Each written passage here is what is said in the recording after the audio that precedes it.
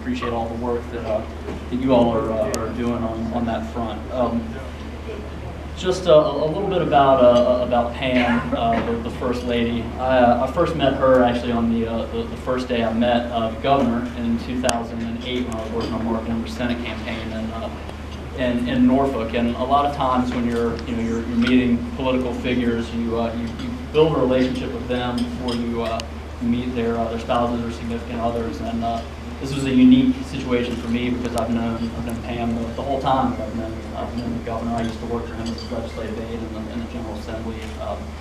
And I just have to say I respect Pam so much because she is someone who respects the same things I do as far as science, the environment. She's been a science teacher in Hampton Roads, worked for Lynn-Haven River now, doing conservation work in the Virginia Beach area, and really loves Chesapeake Bay and the outdoors in Virginia, but also understanding our important commitments to historic resources throughout the state. So just wanted to say also that the real honor here for me in introducing Pam is that she's one of the best people and one of my favorite people that I've had the pleasure of meeting in my life. She's just so genuine.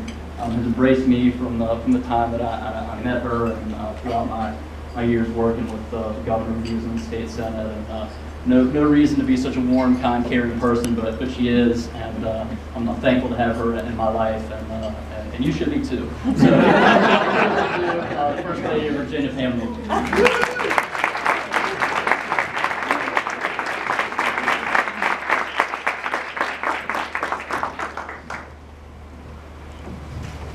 Goodness, what a lovely introduction, Matt. Thank you. You get a raise. Thank you, Julie, for inviting me tonight. And Matt, again, we have known each other for a while.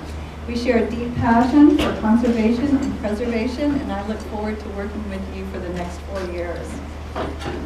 Well, it's an honor to be here with you all this evening. So many wonderfully dedicated preservation advocates, organizations like Preservation Virginia, who are committed to protecting our Commonwealth's cultural, architectural, and historic heritage resources today and for our future generations. Thank you so much for the incredible work that you are doing, and congratulations on your many successes. Speaking of success, it gives me great pleasure to make a very special announcement this evening. This is really fun. This is like when I get to give out awards and I'm learning 2 weeks into the job. This is a pretty nice job. So our announcement this evening, the Wilder School at VCU analyzed Virginia's Historic Rehabilitation Tax Credit Program. From its inception in 1997, $1.2 billion in tax credits have leveraged $4.5 billion in private investment.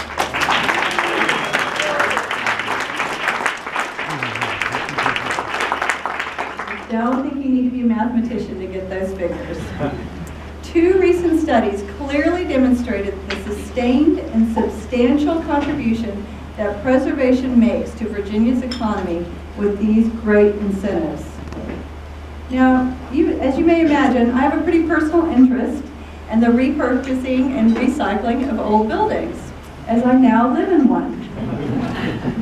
The oldest continuously lived-in governor's mansion in the continuous United States, 1813. Pretty impressive, right?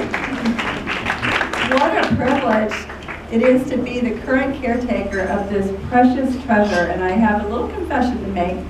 Don't tell anyone. I'm actually a Texan by birth, but I'm very, very proud to adopt Virginia as my home. The incredible richness of the history and the diversity here means so much to me. And I tell you, it has had a few challenges in living in the mansion and this great treasure that we have, like our dog who won't go upstairs, and avoiding the tours when I head out in my old running clothes. Doesn't look good. But what a joy to live with such beautiful architecture and with the amazing stories and tantalizing mysteries. To see Patrick Henry, Pocahontas, and George Washington Okay, well maybe just their portraits, but still.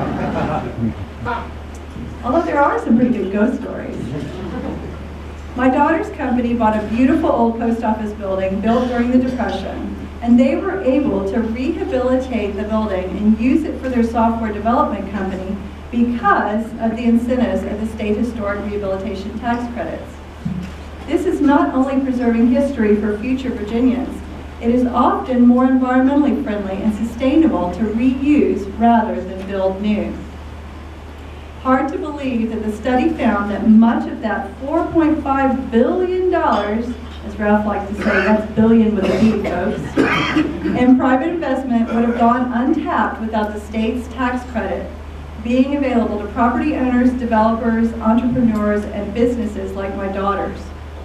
For 20 years, this program has encouraged the rehabilitation, reuse, and preservation of thousands of historic buildings throughout our Commonwealth.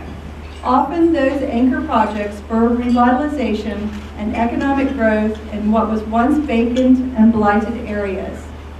This in turn creates employment opportunities in so many areas, including construction, retail, and tourism. I thank you again. Ralph and I both thank you for caring for our rich past and preparing us for an amazing future. Thank you so much. Congratulations.